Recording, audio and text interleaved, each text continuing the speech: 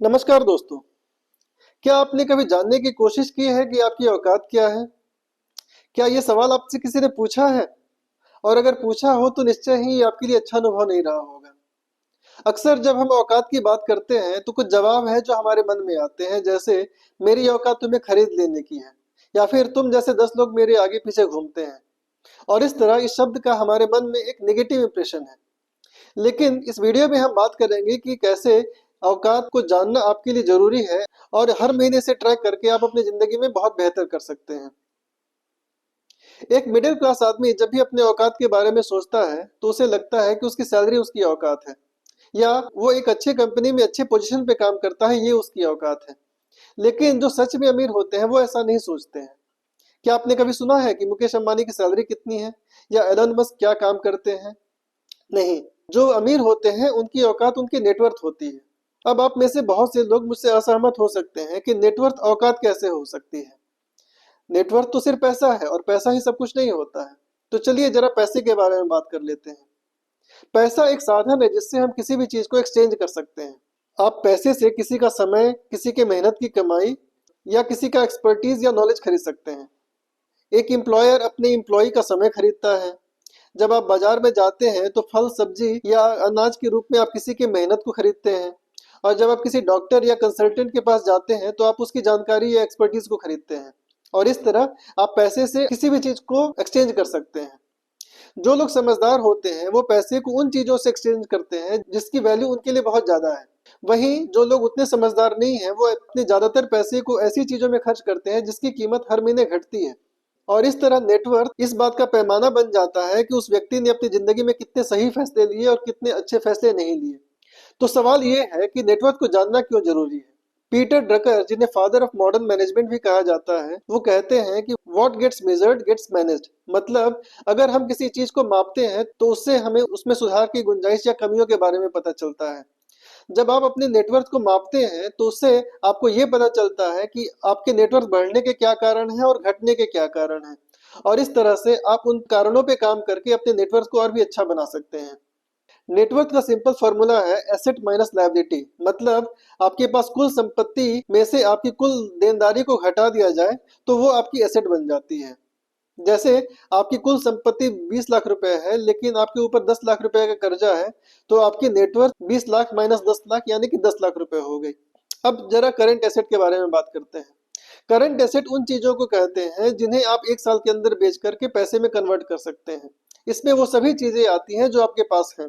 आपके घर, गाड़ी, गहने, पैसे, घर के सामान, कपड़े, सब कुछ आ जाते हैं। लेकिन मेरी सोच थोड़ी अलग है। मैं उन चीजों को एसेट नहीं मानता जिन्हें आपने अपने उपभोग के लिए खरीदा है। जैसे घर आप रहने के लिए खरीदते हैं, गाड़ी आप घूमने के लिए खरीदते हैं, गहने आप पहनने के लिए खरीदते हैं। इन चीजों को आप कभी भी बेच सकते हैं, लेकिन जब आप इन्हें बेचेंगे तो आपके आत्मसम्मान को ठेस पहुंचेगी। आपकी जिंदगी का वो बहुत खराब समय होगा जब आपको अपने घर बेचने की जरूरत पड़े। इसलिए मैं इन्हें एसेट नहीं मानता। तो हम एक एक्सेल शीट पर नेटवर्थ कैलकुलेट करना सीखेंगे, लेकिन उससे पहले जरा मंथली कैश फ्लो की बात करते हैं। नेटवर्थ जहां आपकी पूरी जमा पूंजी के बारे में बात करता है, वहीं मंथली कैश फ्लो इस महीने की आमदनी और खर्चे के बारे में बात करता है। इसके बारे में बात करना इसलिए जरूरी है क्योंकि आप अपने नेटवर्थ को इसी से सुधार सकते हैं। तो चलिए एक्सेल शीट पे चलते हैं। तो जैसे ही आप डिस्क्रिप्शन पे दिए लिंक पर क्लिक करेंगे तो ऐसा पेज खुल जाएगा। आपको यहाँ मेक अ कॉपी पर क्लिक करना है, तो इस शीट का एक कॉपी बन जाएगा। और ये शीट कुछ इस प्रकार से है। इस शीट का पहला हिस्सा है कैश फ्लो स्टेटमेंट, जिसमें हम महीने की इनकम और खर्चे जो लिखेंगे। और दूसरा है बैलेंस शीट, जिसमें पहला कॉलम है हमारा एसेट, जिसमें हम अपने जमा पूंजी के बारे में लिखेंगे। और दूसरा है लायबिलिटी, जिसमें हम अपने कर्जे के बारे में लिखेंगे। तो शुरू करते हैं। ये मैंने कुछ हाइपोथेटिकल फिगर्स डाल दिए हैं। जैसे आपकी सैलरी मान लीजिए 50,000 रुपये है, आपकी वाइफ की सैलरी 50,000 रुपये है, अदर इनकम 5,000 रुपये है, अदर इनकम टू या एनी अदर इनकम नहीं है। तो इस ढंग से आपका जो टोटल इनकम है वो 1,05,000 रुपये हो गए। वैसे ही खर्चों के बारे में मैंने कुछ फिगर्स डाले हैं। जैसे कि घर के खर्चे 20,000 रुपये हैं, रेंट या मेंटेनेंस है आपका 3,000 रुपये जाता है, पेंडिंग एसआईपी या सेविंग में 10,000 रुपये आप डालते हैं, किड्स की ट्यूशन फीस 4,000 रुपये है, पर्सनल लोन की ईएमआई 7,000 रुपये है, होम लोन की ईएमआई 35,000 रुपये है, कार लोन की ईएमआई 15,000 रुपये है, और क्रेडिट कार्ड का बिल 5,000 रुपये है। तो इस टोटल इनकम में से टोटल खर्चे को जब निकाल देते हैं तो आपके पास नेट इस महीने 6,000 रुपये बचते हैं। अगर ये पॉजिटिव है तो ये ग्रीन में रहेगा, लेकिन अगर आप इसको बढ़ा देते हैं, खर्चे ज़्यादा हो जाते हैं, तो ये नेट बैंक बैलेंस आपका रेड में हो जाएगा। तो आपको पता चल जाएगा कि आपका जो मंथली कैश फ्लो है वो पॉजिटिव है या नेगेटिव है। इसे कोशिश करना है कि आपको पॉजिटिव रखना है और ये कम से कम रहे। अगर बहुत ज़्यादा आपका कैश बच जाता है तो ये भी कोई अच्छी बात नहीं है। तो अभी ये 6,000 रुपये पॉजिटिव है। जब हम नेटवर्थ में आते हैं तो यहाँ पे बैंक बैलेंस जो है वो फिगर यहाँ पे आ जाएगा। 6,000 रुपये जो क्रेडिट पॉजिटिव नेट बैलेंस है वो आपका यहाँ पे 6,000 रुपये आ गया। इसके बाद म्यूचुअल फंड्स में मान लीजिए आपके 7 लाख रुपए जमा है, स्टॉक्स में 1 लाख रुपए है, फिक्स डिपॉजिट में 1.5 लाख रुपए है, इंश्योरेंस पॉलिसी में 1.5 लाख रुपए है, पेंडिंग SIP जो SIP आपने करना है, जैसे आपने यहाँ लिखा है 10,000 रुपये आपकी SIP करनी है, तो आपने की नहीं है लेकिन आपने खर्चे में जोड़ लिया है, इसलिए यहाँ पे पेंडिंग SIP में भी आप इसे 10,000 डाल देंगे। और अनपेड बिल यानी जो क्रेडिट कार्ड का बिल जो है आपका 5,000 रुपये, वो आपने खर्चे में से तो निकाल दिया है लेकिन अनपेड बिल में भी यहाँ पे 5,000 रुपये डाल देंगे। तो इस ढंग से जो आपका टोटल एसेट है वो 11,21,000 रुपये का हो गया। सॉरी, हाँ, 11,21,000 रुपये का हो गया। अब लाइबिलिटी में जब जाते हैं तो पर्सनल लोन आपका मान लीजिए 3 लाख रुपए का है, होम लोन 15 लाख रुपए का है, कार लोन 5 लाख का है, और क्रेडिट कार्ड का बैलेंस सपोज 5,000 रुपये का है, क्योंकि हमने यहाँ पे 5,000 लिखा है और कोई ड्यू नहीं है। तो टोटल लाइबिलिटी जो है वो आपकी 23,05,000 रुपये हो गई। तो आपका जो नेटवर्थ हो गया वो 11,21,000 माइनस 23,05,000 यानी कि माइनस 11,84,000 रुपये आपकी आज की नेटवर्थ हुई, यानी कि आपका नेटवर्थ नेगेटिव में है। तो जनवरी के महीने में आपने यहाँ पे लिख लिया कि आपका नेटवर्थ जो है वो 11,84,000 रुपये है, यहाँ पे आप लिख लेंगे माइनस 11,84,000।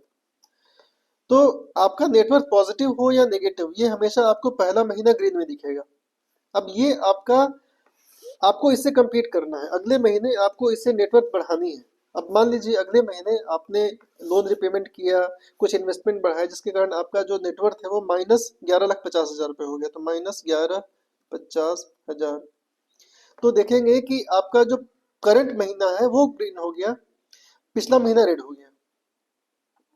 तो इस ढंग से आप अपने नेटवर्क को बढ़ाते जाएंगे तो ये ग्रीन होता जाएगा। आपको कोशिश यही करनी है कि आपका जो करंट मंथ है उसको ग्रीन रखना है। अगर ये मान लीजिए किसी कारण से पिछले महीने से ज़्यादा हो जाता है, आपका नेटवर्क कम हो जाता है, तो ये इसका कलर जो है वो डार्क ग्रीन नहीं रहेगा, इसका कलर फिर लाइट ग्रीन हो जाएगा या येलो भी हो सकता है। अगर मान लीजिए आपने कुछ ज़्यादा खर्च कर दिया और ये माइनस 15 लाख पहुँच गया तो ये रेड हो जाएगा। तो इस ढंग से आपको कोशिश करना है हर महीने कि आपका नेटवर्क जो है वो ग्रीन रहे, और इस ढंग से आप अपने नेटवर्क को हर महीने बेहतर करते जाएंगे। इस शीट को आसानी से इस्तेमाल करने के लिए आप गूगल शीट्स ऐप का इस्तेमाल कर सकते हैं, जिसे आप प्ले स्टोर से डाउनलोड कर सकते हैं। इसकी मदद से आप इसे मोबाइल में ही देख सकते हैं और अपडेट कर सकते हैं। अब सवाल ये है कि हम इतनी मेहनत क्यों कर रहे हैं, हर महीने अपने नेटवर्क को निकालने का क्या मतलब है, इससे क्या फायदा होगा। तो आप एक बात बताइए कि बड़ी बड़ी कंपनियां हर महीने अपना बैलेंस शीट और अपना कैश फ्लो क्यों बनाती हैं, हर क्वार्टर के अपने परफॉर्मेंस को पिछले क्वार्टर से क्यों कंपेयर करती हैं? क्योंकि इनसे इन्हें आगे की रणनीति बनाने में मदद मिलती है। अगर हमें भी अपनी जिंदगी में आगे बढ़ना है तो अपने परफॉर्मेंस को ट्रैक करना सीखना चाहिए। अब बात करते हैं कि हम अपने नेटवर्क को कैसे बढ़ा सकते हैं। तो इसके 3 तरीके हैं। पहला, हमें अपनी एसेट को बढ़ाना है। एसेट को बढ़ाने के लिए हमें अपने मंथली कैश फ्लो के बाद ज़्यादा से ज़्यादा पैसे बचाने हैं। इसे हम अपने खर्च करने के तरीके को बेहतर बना के कर सकते हैं। पैसे का सही इस्तेमाल करने के बारे में हमने अपने last video 7 habits to save money में विस्तार से बताया है, जिसे आप आई बटन पर क्लिक करके देख सकते हैं। दूसरा तरीका है अपने लायबिलिटी को कम करना।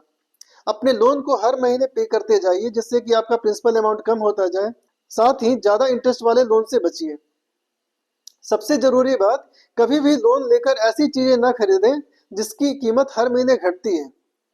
लेकिन अगर आपके अंदर ऐसी क्षमता है कि आप पैसे का इस्तेमाल करके लोन के इंटरेस्ट से ज्यादा रिटर्न प्राप्त कर सकते हैं, तो बेशक आप लोन ले सकते हैं।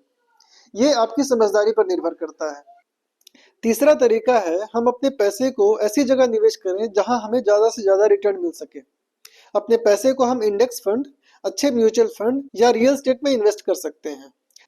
साथ ही हम अपने स्किल के ऊपर इन्वेस्ट करके अपने आप को ज्यादा काबिल इंसान बना सकते हैं जो ज्यादा पैसे कमा सके, और इस तरह हम अपने आप को हाई नेटवर्थ इंडिविजुअल बना सकते हैं।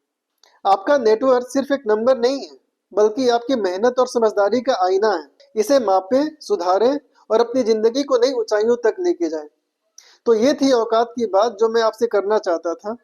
इस पर आपकी क्या राय है, कमेंट करके जरूर बताएं। साथ ही चैनल को जरूर सब्सक्राइब कर लें ताकि ऐसी जानकारियां आपको मिलती रहें।